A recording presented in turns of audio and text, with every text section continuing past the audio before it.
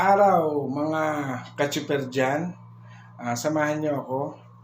Tayo po ay magmukbang ng chicken wings. Ipapakita ko po sa inyo ang ating imumukbang.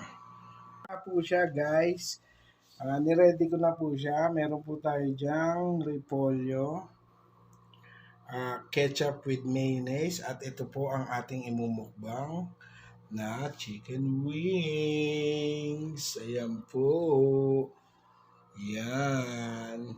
At sasamahan po natin yan ng rice para po masarap ang kain natin. At uumpisahan na po natin. Hello guys, I'm back. Uumpisahan na po natin ang mukbang na chicken wings. Ayan po. Meron po tayong pollo. Medyo ang ansars ko. Yan. At meron tayo ketchup with mayonnaise. Umpisahan na natin. Tara guys, kain tayo.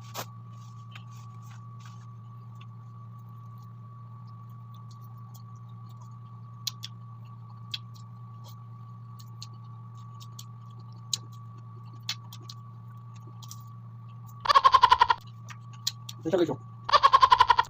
Yummy.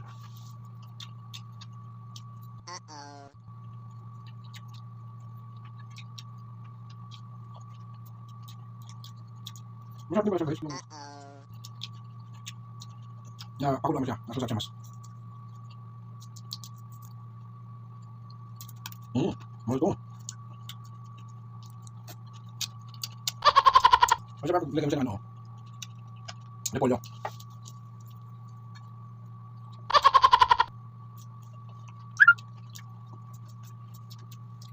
Pero kasi ako hindi makahilig sa manok. Hindi ko siya talaga pwede pang everyday talaga. Pero man ako siya masarap siya pagprito. Hindi siya masyadong nakakaumay. Ito guys.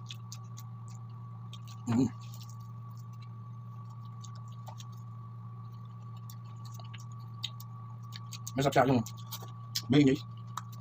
Hindi siya mautak. Meron pa kasi magmukbang ng walang rice, di ba guys? Kahit konti meron dapat.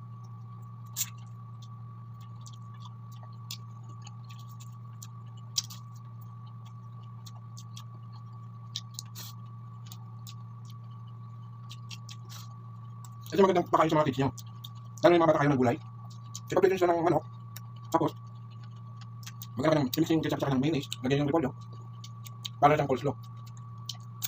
Nagugustuhan sa mga kids. Kasi alam naman natin yung mga kabataan ngayon, hindi masyadong mahilig sa mga gulay. Para balance.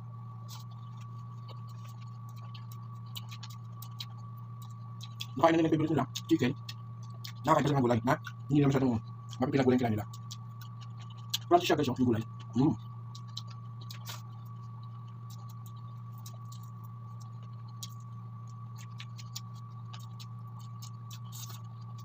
Kasi laki siya sa kamay ko, pero niyan siya. Masarap kasi magkamay. Masarap po tayo pag gusto na kamay.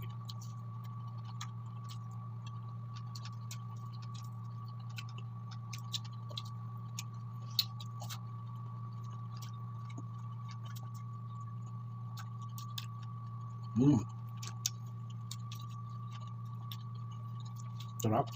Makapawaw ka.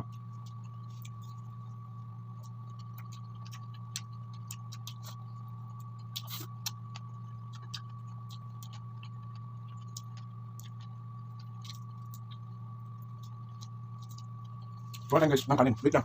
Kaya pala. Kaya napakuha pa tayo.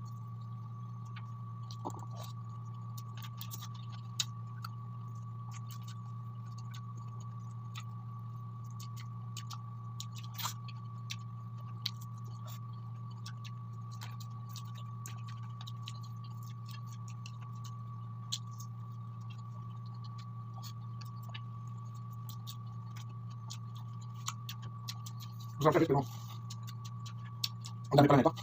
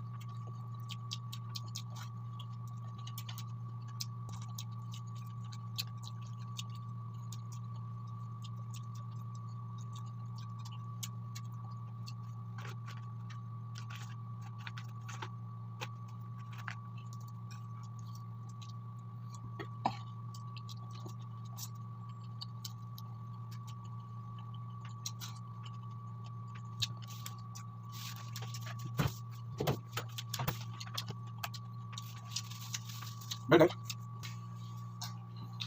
Ito na nga po.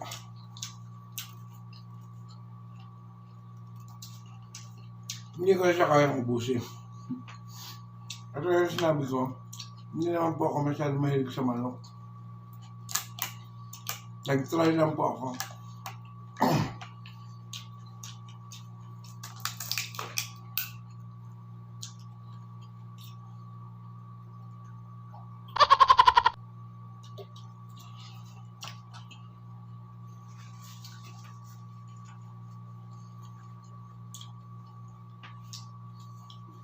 Pero may natira pa po, guys.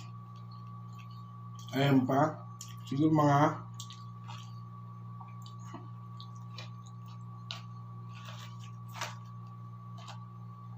may natira po pong 8 pieces. Tapos mayroon pa rin siya tayong pero masarap to talaga guys, kapterno ng pritong manok o fried chicken. Masarap talaga siyang combination. Sana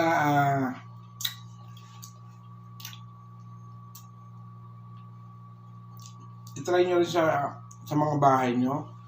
Kasama nyo yung mga kids nyo. Lalong gaganahan silang kumain. With, ketchup with mayonnaise. Tapos lagyan nyo ng repolyo. Para mas masarap yung kain nila, hindi nila medyo hindi nila masyadong malasahan yung gulay na repolyo kasi kadalasan sa mga bata hindi siya mahilig sa mga gulay. Kaya pag nag-prepare kayo ng food, lalo na kung chicken ang ulam, samahan nyo na ito, sigurado magugustuhan nila. At ito na nga po, dito na po natatapos ang ating video. Maraming salamat po uli sa panonood ng aking video. Sa lahat po ng mga sumusuporta sa akin, maraming salamat po. Lagi po tayo mag-iingat at huwag niyo pong kalimutan mag-like, mag-share at mag-subscribe sa aking channel. At huwag niyo pong kalimutan din na ikalembang siya para updated kayo sa aking mga susunod na video. Kaya maraming salamat sa mga ka-super ko dyan. Ingat po tayo. Stay safe everybody. Bye-bye!